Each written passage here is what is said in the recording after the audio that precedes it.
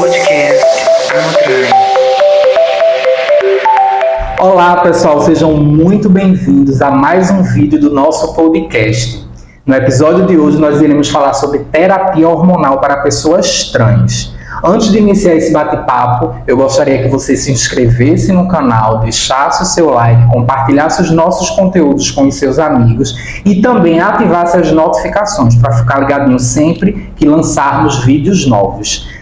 Não deixa de nos seguir no Instagram, @amotrans.pr e também no TikTok e no Spotify, combinado? E para darmos início, vamos dar boas-vindas à nossa convidada de hoje, doutora Jaqueline Souza, médica formada pela UPE desde 2012, especialista em Medicina da Família e Comunidade pela Sociedade Brasileira de Medicina de Família e Comunidades, SBMFC.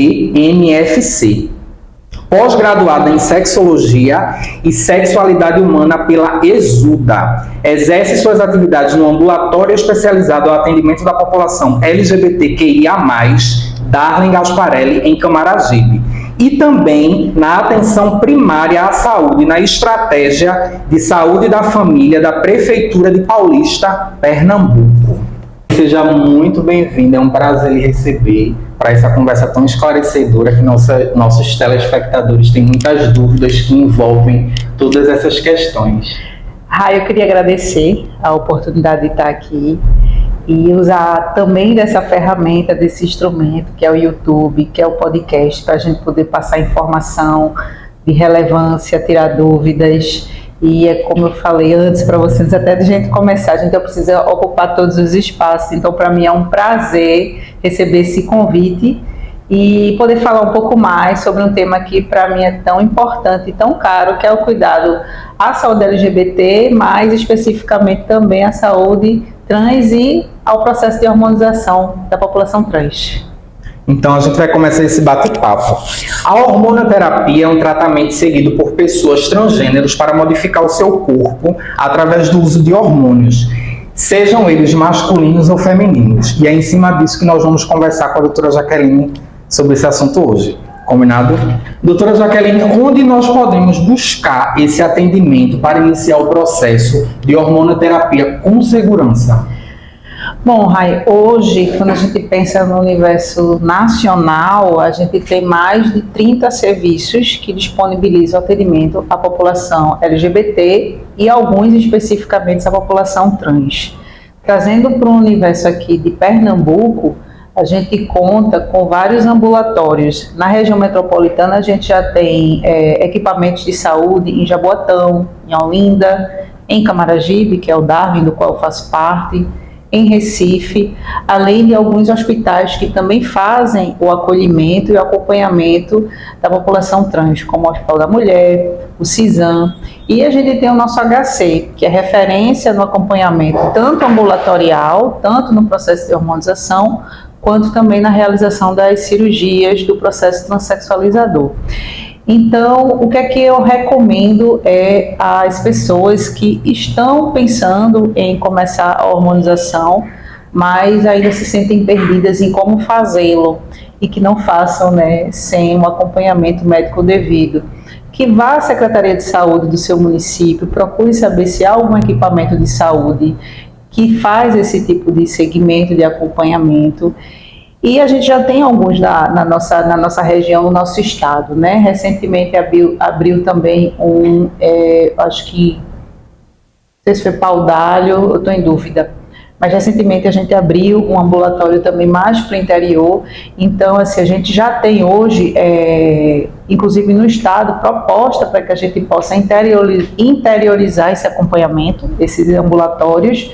Então, procure no seu município se há essa rede de atendimento e, se não houver, cobre dos gestores a implementação desse atendimento, desse ambulatório, que só com a cobrança de nós, cidadãos, é que a gente consegue implementar em locais que ainda não tem novos ambulatórios. Eu ia falar sobre isso. Eu percebo que é muito pouco divulgado esses espaços. Acho que a gente precisa trabalhar um pouco mais essa questão de divulgar para que as pessoas cheguem até eles. Pois é, a gente tem grupos de pessoas que sabem, que conhecem, que vão passando no boca a boca, né? Isso. Mas uma divulgação ampla em relação às mídias locais, né, dos próprios municípios, ela ainda é um pouco escassa. Então, eu recebo muitos pacientes ainda. Eu já trabalho no Darwin há cerca de 2 anos e meio, e eu ainda recebo paciente hoje que diz que não sabia que o Darwin existia. E eu fico, não sabia como é. O Darwin já tem quanto tempo? O Darwin, ele é de 2018. Então, se eu não me engano, ele fez 4 anos agora, né? E então, assim, existem os espaços, os equipamentos, mas muitas pessoas ainda não sabem por falta de acesso a isso. Então, esse espaço de diálogo que a gente está tendo aqui hoje também se propõe a isso, tanto para passar informações de qualidade, com base científica, em como fazer a hormonização de forma segura. Eu uso muito esse termo hormonização, porque é para justamente tirar essa palavra terapia hormonal cruzada ou terapia hormonal, porque não se trata de um tratamento, né? Então a gente bota a hormonização para tirar o termo terapia, que leva muito para esse lado patologizante. Entendi. Então, no caso, a gente tem que tratar como hormonização. Isso, tanto eu como outros colegas do Brasil, a gente vai se conversando, estudando, e aí os termos eles vão surgindo, né, vão mudando. Então a gente usa muito hormonização para tirar essa terapia, porque terapia compreende se você está tratando alguma coisa, e não é o caso. Então a gente precisa realmente divulgar nas mídias, falar sobre e cobrar, né? Então é isso. Quando você cobre o que lhe é de direito aos gestores públicos, você consegue. Esse tipo de hormonização ela é permitida pelo SUS e também pela rede privada. A partir de que idade é possível uma pessoa transgênero procurar esse acompanhamento médico para iniciar esse processo? Vê, Rai, a gente tem 2 documentos onde a gente se baseia para fazer os procedimentos relacionados ao processo transexualizador.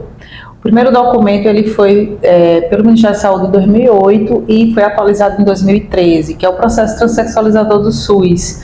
Então, o que a gente vai fazer no SUS é regido por esse documento.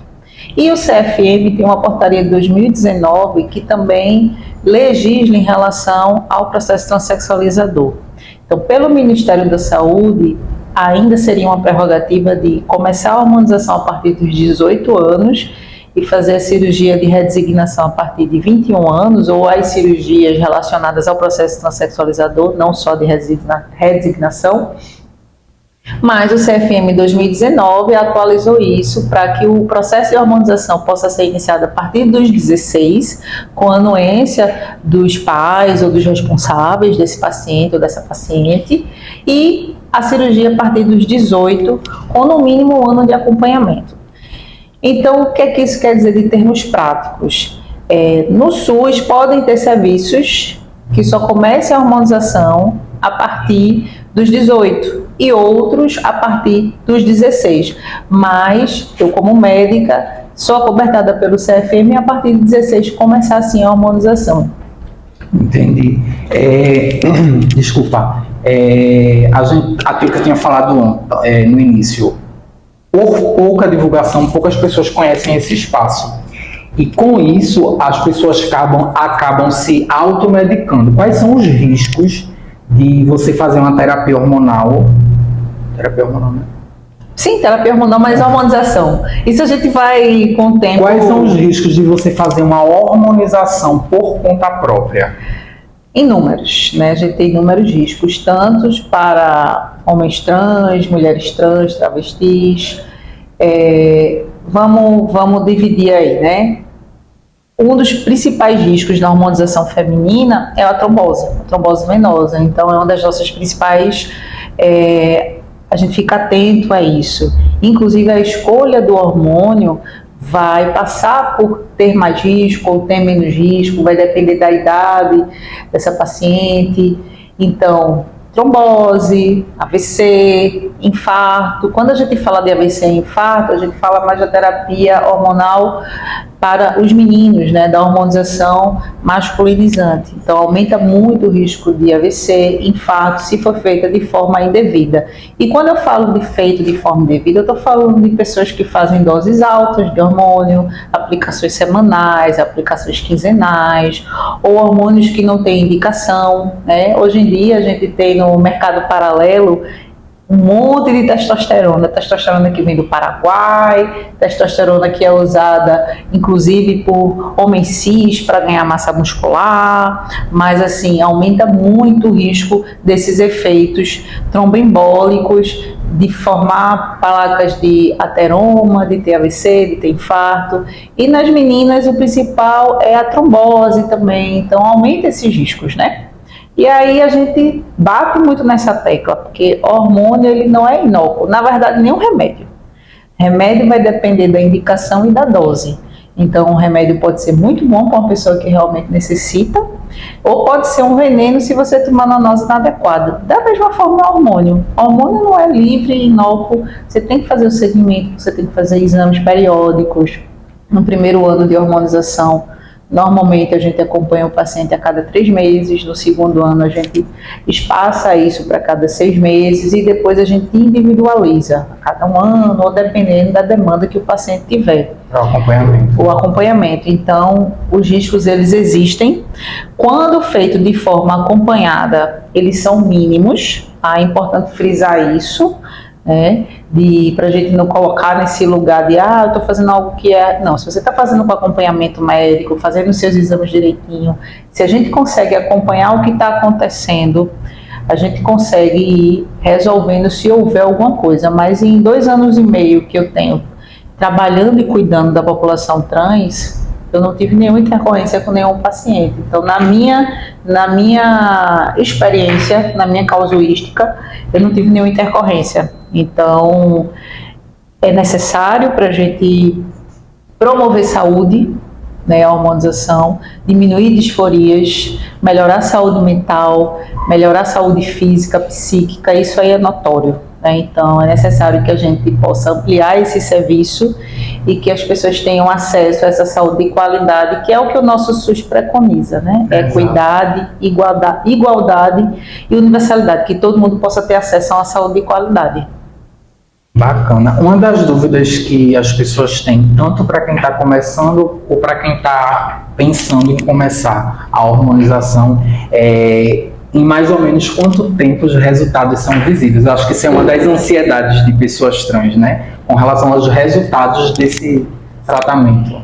Quando os pacientes chegam no consultório, uma das coisas que eu sempre pergunto é o que é que ele espera, o que ela espera, qual é o principal anseio.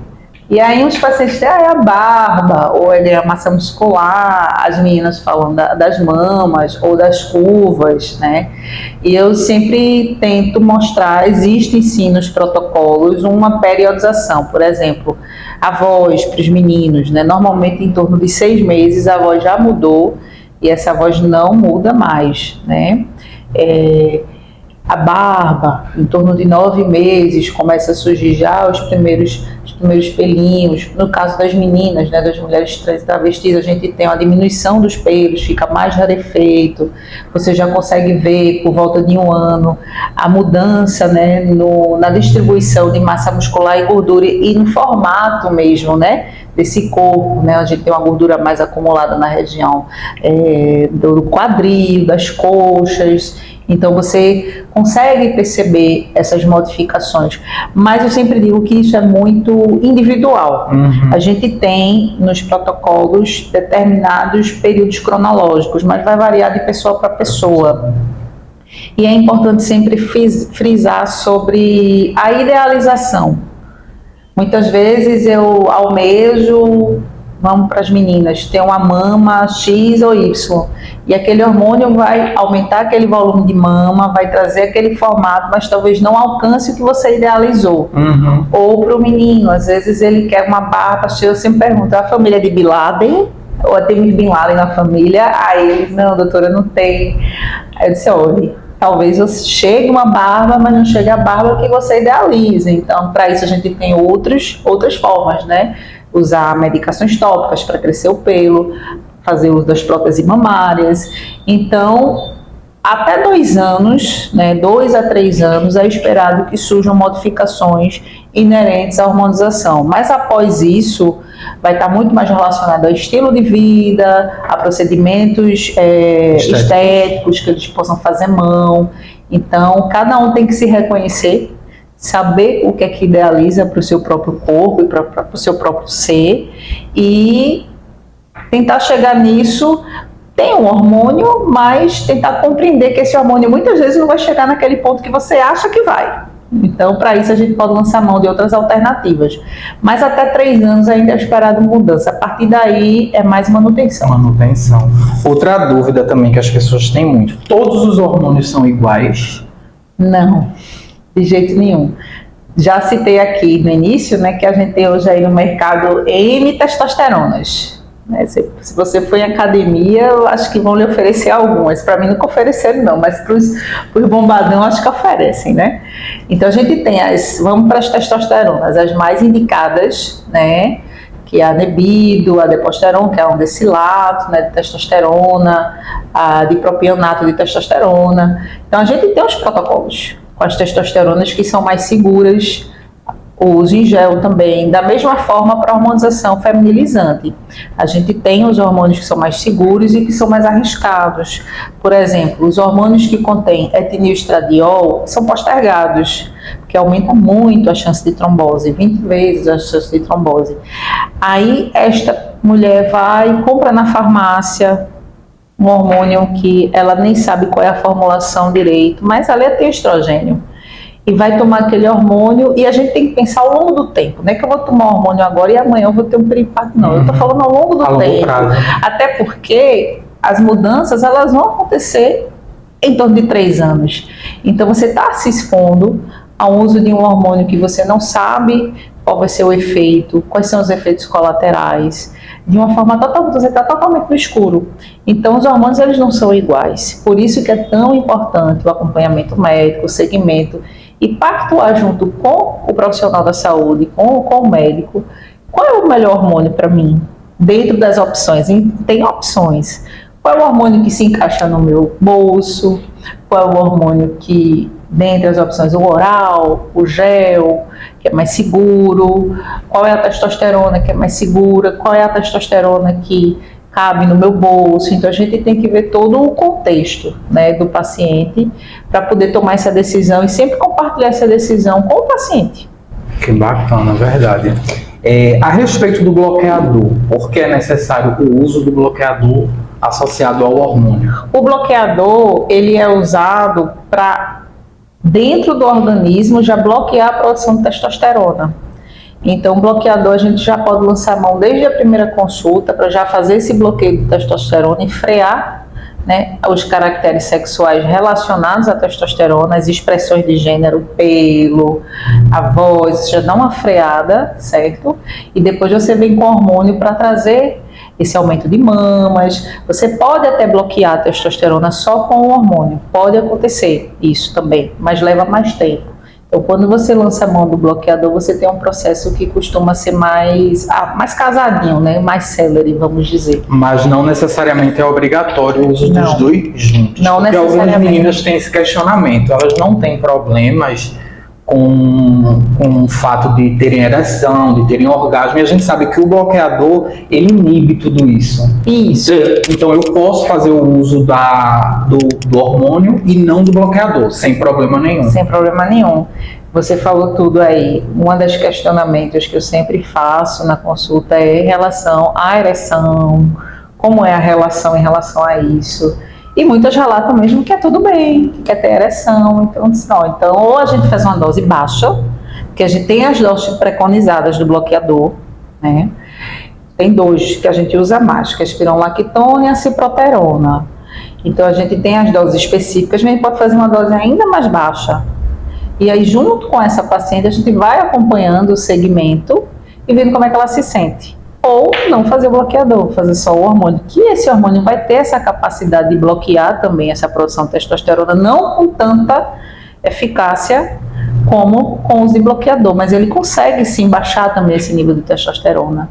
E aí é como eu falei anteriormente, compartilhamento do cuidado. Se eu converso com a minha paciente, se eu compreendo os desejos delas, as angústias, o que é que ela deseja, se eu converso de uma forma normalizada, eu sempre bato muito nessa tecla, principalmente quando eu faço capacitação com outros profissionais de saúde, para a gente normalizar o tema de sexualidade no consultório, indagar mesmo como é para você, do que você simplesmente passar uma receita, sem explicar à paciente o que pode acontecer, e quando ela voltar, está com outros problemas. Então, a gente precisa sempre fazer do compartilhamento do cuidado o primeiro passo para a gente tomar as decisões. E aí, só resumindo, pode ser feito sim, é só o hormônio, sem um bloqueador, pode ser feita uma dose baixa do bloqueador, e para aquelas que desejam, o bloqueador com o hormônio. Interessante. A gente também tem uma dúvida aqui das pessoas não binárias. Elas queriam saber se elas podem fazer a utilização dos hormônios. Para o não binário, a gente não tem hoje protocolos específicos para hormonização de não binário. É importante frisar que a gente pode fazer uso de bloqueador, né, em doses baixas. A pessoa não pode ficar sem hormônio. Os hormônios, eles estão relacionados a funções fisiológicas, a mineralização óssea, muitas vezes, né? Então, por exemplo, para que o público em geral entenda, a mulher cis, quando entra na menopausa, fisiologicamente o estradiol vai lá para baixo. Então, normalmente esse osso fica mais frágil. A gente tem que fazer reposição de cálcio, de vitamina D, e muitas vezes a própria reposição hormonal. Então, só para citar um exemplo, que é a importância do hormônio no nosso organismo. Então, para pessoas não binárias, existe a opção de fazer bloqueador, até fazer hormônio, vai depender muito do que a pessoa deseja, né? Se deseja ficar mais com o caráter feminino, se deseja se afastar do caráter masculino, então é muito individualizado. Pode ser feito, mas a gente faz um cuidado ainda mais individualizado, e eu recomendo ainda mais que faça segmento médico. Que é bacana, verdade. Tem mais alguma coisa que a senhora gostaria de reiterar sobre o assunto? Olha, eu queria realmente novamente frisar a importância dos pacientes procurarem serviços de saúde. No mundo ideal, todo o serviço de atenção primária deveria ter profissionais capacitados para receber a população LGBT desde a porta de entrada. E aí o hormônio seria a ponta do iceberg, né? Mas com acolhimento, com respeito, respeitando o gênero e o nome social. Então esse seria o nosso mundo ideal. Mas ele ainda não existe. Porém, a gente, para construir um mundo melhor, precisa lutar. E para isso é importante que as pessoas que se sentem à margem, ou que estão à margem, se tornem protagonistas dessa luta. Então cobrem, a gente está chegando aí num período importante para o nosso país, um período de eleição, a gente precisa usar desse voto, que é algo que a gente conquistou ao longo dos anos, é o poder de votar e de escolher os nossos governantes, porque só votando em governantes que nos representem e que lutem as nossas causas, é que a gente vai conseguir ter mudanças, e o que a gente já conquistou a gente não perde. Então, assim, que as pessoas possam cobrar os gestores que sejam implementados esses serviços de saúde, né, e ler sobre seus direitos. Porque se você chegar no serviço de saúde e você for discriminado por quem você é, se você souber seu direito, ninguém mais vai fazer isso. É verdade. Então é sobre isso, é sobre a gente se informar, a gente lutar, buscar o conhecimento. E para quem está pensando em hormonizar, para quem tem lida, normalmente os pacientes já chegam, grupo de WhatsApp, grupo de Face, já sabem mais do que eu, muitas vezes. Antigamente eu dizia, você sabe mais do que eu. Não, doutora, agora, peraí, deixa eu ver se tem alguma informação diferente da minha agora. Mas muita gente já chega apropriado de muita informação. Então, tem que procurar um serviço, né? Recife já tem, Camaragibe já tem, falando aqui do Universo Pernambuco, Olinda tem, Jaboatão tem, então a gente tem pelo menos 4 municípios de grande... Que a gente pode encontrar. Que a gente pode encontrar o atendimento, né? A gente tem os hospitais terciários, Cisão, Hospital da Mulher, a gente tem o HC, né, para quem é do interior, para quem tem um município que ainda não tem um serviço, mas vamos procurar fazer a coisa de uma forma saudável para promover a sua saúde. Isso é o mais importante, é o mais relevante. E agradecer, né, agradecer esse espaço de diálogo, porque a gente precisa fomentar cada vez mais esses espaços em todos os lugares. É verdade. Eu queria agradecer a sua disponibilidade de ter encontrado um tempinho na sua agenda para vir conversar com a gente sobre esse assunto tão esclarecedor, que as pessoas têm tantas dúvidas, de agradecer de verdade. E sempre que quiser esse espaço para falar sobre esses assuntos, estamos aqui disponíveis. Gratidão, Muito Rai. obrigado. Me chamando eu venho, viu? Tá certo. Eu queria agradecer a vocês que ficaram até aqui com a gente. Pedir mais uma vez que você se inscreva no canal, deixe o seu like, compartilhe o conteúdo, ative as notificações, assim também como nos sigam nas outras redes sociais das plataformas de streamings. E dizer para você que a gente se encontra no próximo episódio. Beijo para você, até mais.